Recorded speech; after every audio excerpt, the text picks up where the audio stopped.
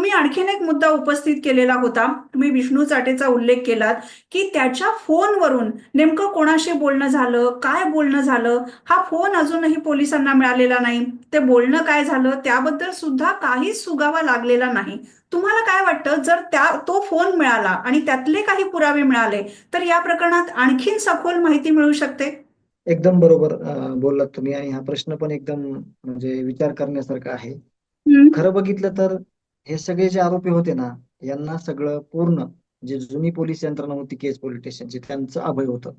हम्म. ही यंत्रणा खरं तर सरकारचं काम करत नव्हती. ही यंत्रणा हम्म. ह्या टोळीचं काम करायची. ज्या हम्म. लोकांवर आरोप सिद्ध नसताना देखील आरोप करा म्हणले, एफ-आय-आर करा म्हणले तर गुन्हा नोंद व्हायचा.